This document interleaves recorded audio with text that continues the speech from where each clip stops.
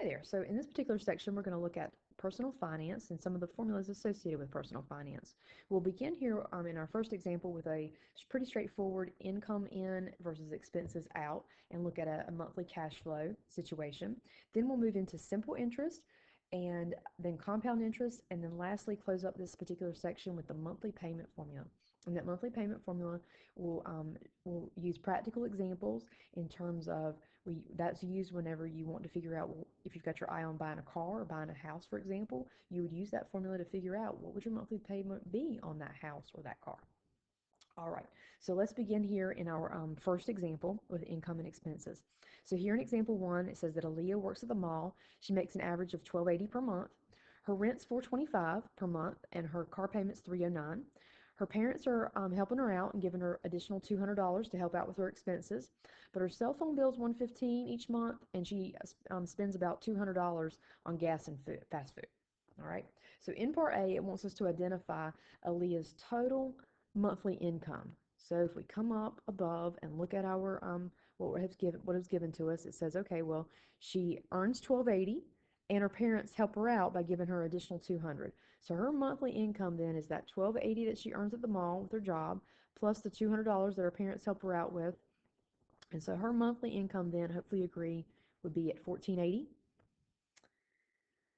Part B wants us to identify what her monthly expenses are. So we go through, well, she's got her rent, her car payment, so I've got $425 plus $309. She's got a couple of other expenses, right? She's got her cell phone bill as well as her food and gas money. All right, so $200 there. If you go through and add that up in your calculator, you should land at 1,049.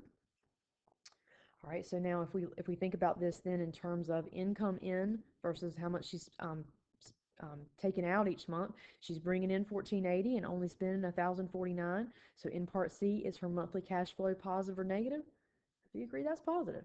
She's working in the positive there, right? She's bringing in more than she's spending, so that's good.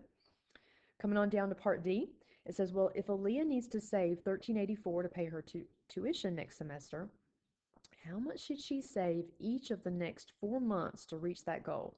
So we know she needs to achieve $1384. She's got 4 months to reach that goal, so we want to figure out, and we want to know how much she needs to save each month, okay? So we're going to take that $1384 and divide it by 4. If you do that division, you should land at $346. So that's how much she would need each month in order to reach that goal. So then let's come on down to this last example. Is she going to be able to do that with her current income in and expenses out? So is she going to be able to save for that tuition with her current income and spending habits? So let's first figure out, well, how much does she have in excess each month? We know that she's bringing in $1480 and she's spending $1,049. So that's given her how much excess? $431 excess per month. So that's good. And so then, okay, you can probably eyeball this at this point, but I'll show one final step here. I can take that 431 and subtract the 346 that she needs each month. Sure enough, I'm getting a positive value there. She's would have $85 left after she saves her money, right? The 431 is the excess that she has each month. She's going to now start saving for the next 4 months for her tuition, so she's going to be taking out the 346, and that's going to leave her still in the positive $85 each month. So left after, I'll just put saving, obviously, for that tuition. Okay, so again, that's just a quick little intro, get you thinking about a simple way of thinking about personal finance, income in versus expenses out. All right. All right, so now let's move into simple interest. And simple interest can be thought of one of two ways. You could be investing your money in a simple interest situation, or you could be borrowing money in a simple interest situation. But with simple interest, interest is paid only once at the end of the time period that's agreed upon. Interest is calculated based on the principal and your time period. You do not earn interest on any additional interest if it was an investment type situation. The simple interest formula, I equals PRT, And the other formula associated with simple interest is A equals P plus I. So let's come over here to the right and let's identify, what do these variables all stand for? Of course, I stands for the interest amount. P is your principal, how much money you are investing in an account or how much money you are borrowing from someone or the bank, for example. R is your interest rate. It has to go in as a decimal. So as we talked about in a previous section of this course, you're either going to divide by 100 or move your decimal 2 places to the left, okay, because you've got to put it in as a decimal for that interest rate. T, for these formulas, time is always measured in years. And then this A underneath is referred to as your accumulated balance, the final amount you would end up having to pay back, or the final amount that you have earned on that money if you invested it. So A is that final amount, P is your principal plus interest. All right, so I'm going to come down, I'm going to do example 2 with you, and then I'm going to let you try example 3 and 4 on your own. All right, so in part A, example 2 says that Jenny borrows $700 at 7.5% interest rate for 2 years. In part A, it says, well, using that simple interest formula, how much interest would she have to pay in 2 years? So my simple interest formula, I'm just going to repeat it down here. I equals PRT. P is how much she's borrowing. So we know she's borrowing $700. I'm put 700 there. Interest rate has to go as a decimal. So like I said, either divide that by 100 or take that decimal and move it 2 places to the left. But either way you do it, you should land at 0.075. Time, how much time does she have to pay this money back? In this case, 2 years. So just put in a 2. Should be able to type that in your calculator all at one time. And she would end up paying $105 for borrowing the money. That's the fee for borrowing that money. Total, and so then part B wants to know what's the total amount then she'd have to pay back. She's going to have to pay back the amount that she borrowed, principal, plus the interest that accrued on that account. So she borrowed $700 plus the interest that accrued, $105. And so that would put her at $805 total she's paying back. Okay. All right, so like I said, I'm going to let you pause it and try example 3 and 4 on your own. And then I'm going to flip us on over and come down to compound interest. And compound interest is where you earn interest on your interest, especially in a investment type situation. Okay, so for your compound interest, this is the compound interest formula. As you can see here, it's stepped up. And I should make note, the next 2 formulas, your compound interest formula, as well as especially your monthly interest payment formula, you're going to need a full calculator. Okay, and whenever you take your test for this class, you need a calculator. You can't use your cell phone as a calculator. So be sure that you've located a calculator that can handle these formulas.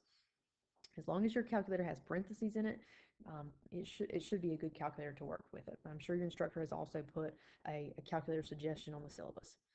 All right, so A equals your maturity value, so the final amount in your account. P is your principal, how much you initially started with in the account. R is your interest rate. Again, it has to go as in a decimal. T is your time in years. N is the number of payments in a year. Because it's going to be compounded, there are different types of N values, okay? You can be compounded annually. So if you're compounded annually, that's only going to happen once in a year. If something's compounded semi-annually, how many times does semi-annually happen in a year? Do you agree? That would happen twice. Quarterly would happen 4 times in a year. Monthly, 12 months in a year. Daily, 365. So these are your common N values, okay? So like I said, N is the number of times that you're compounded, and so that would be the number of payouts in a year. These are my common N values over here on the right.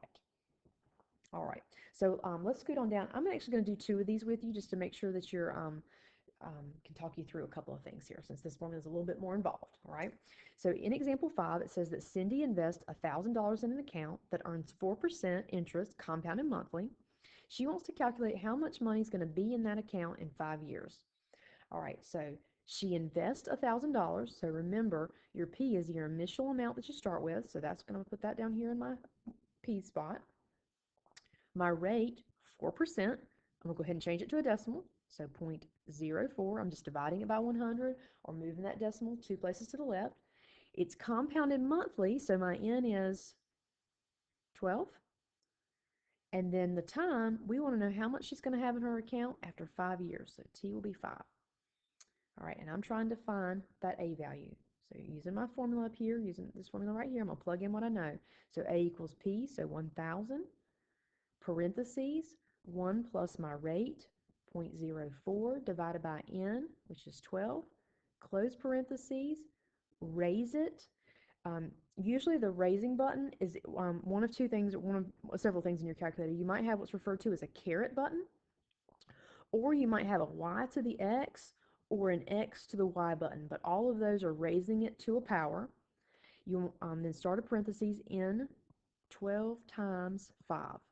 It's going to be really important for this section that whenever any parenthesis that you see in that formula needs to be inputted into your calculator. Okay, so like when I go to type this in my calculator, I'm going to type in 1,000, start a parenthesis, 1 plus. I don't need to do anything fancy here with this fraction. I can just type in 0.04 divided by 12, close parenthesis, then use your raise button, whether it's the caret or maybe you have the y to the x or x to the y button. Start another parenthesis, 12 times 5, close parentheses, hit enter, and that should get you as a final answer of having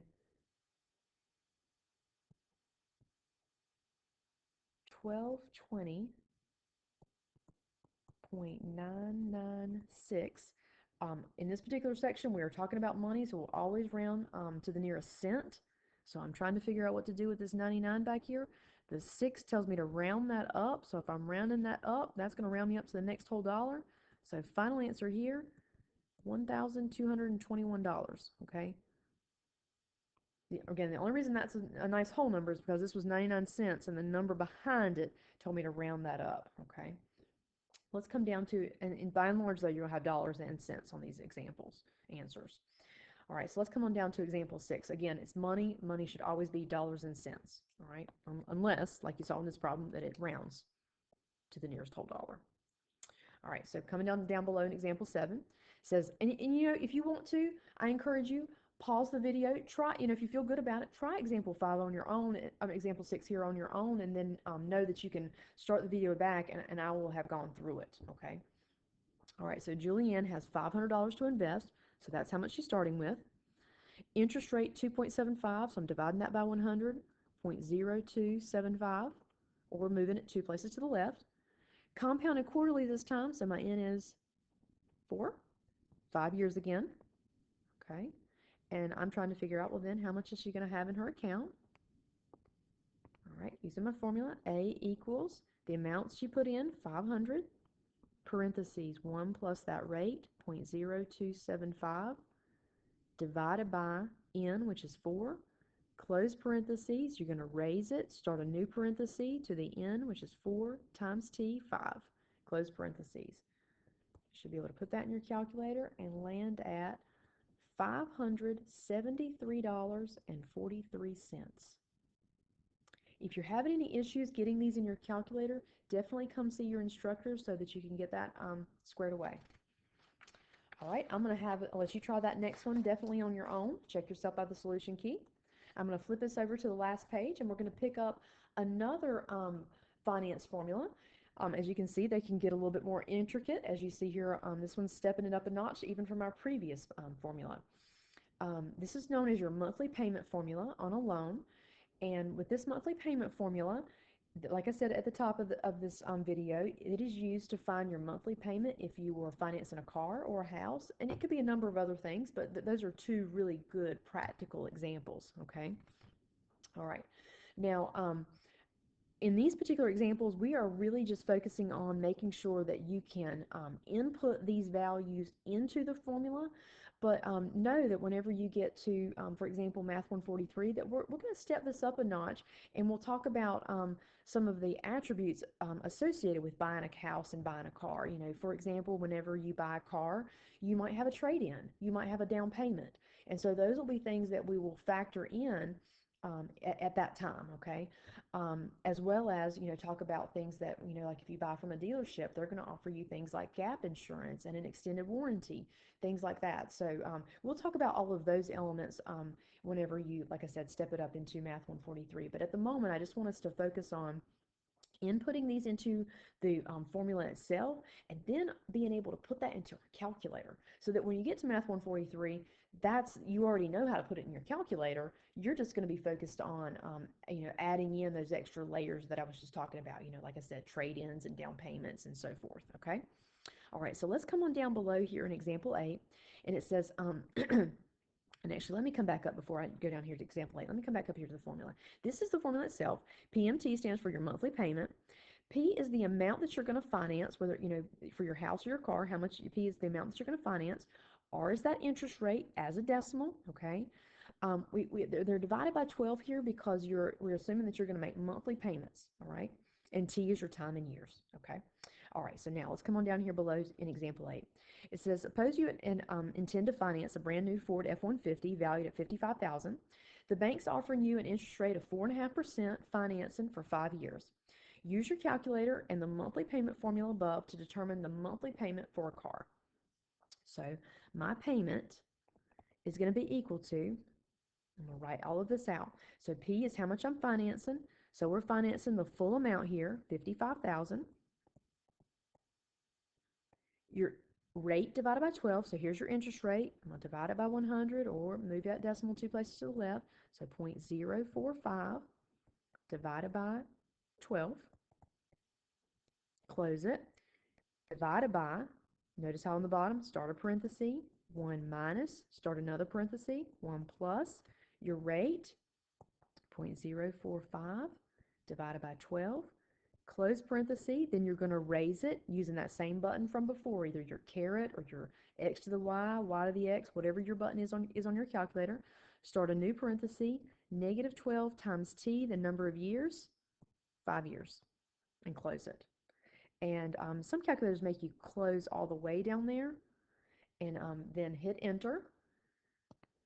All right, so again, just like I said on the previous page, every parenthesis that you see on your formula sheet for this formula needs to be inputted into your calculator.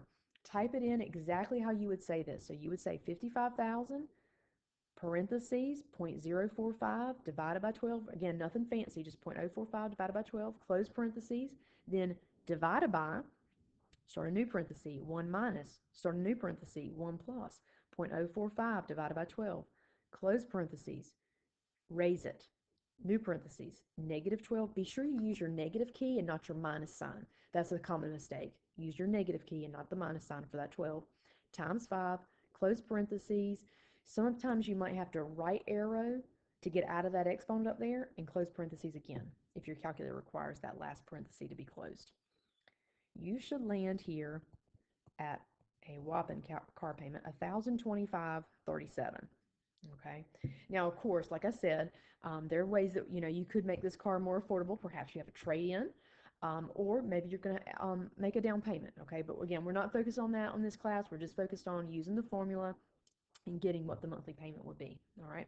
I encourage you now to pause the video, try example 9, looking at financing a used car in that particular example. And then we will come down to example 10 and look at how do we figure out what the monthly payment is on a house. It uses the exact same formula. So it says, suppose that you intend to finance a $325,000 home for 30 years and qualify for an interest rate of 6.75%. Use our calculator and our monthly payment formula from up above to determine the monthly payment for this house. So our payment is going to be equal to how much we're going to finance. So the full amount there, $325,000. Parentheses, we're going to take our rate, put it in as a decimal, 0.0675 divided by 12, close it, divided by, parentheses, 1 minus, start a new parentheses, 1 plus, that rate again, divided by 12, close parentheses, raise it, parentheses, negative 12 times 30, close parentheses. Like I said, some of you might have to use the right arrow key to get yourself out of that exponent and close again. Putting that in your calculator, final answer, monthly payment on this house would be $2,107.94. Okay. All right, that will do it for this particular section. Thanks a lot. Bye.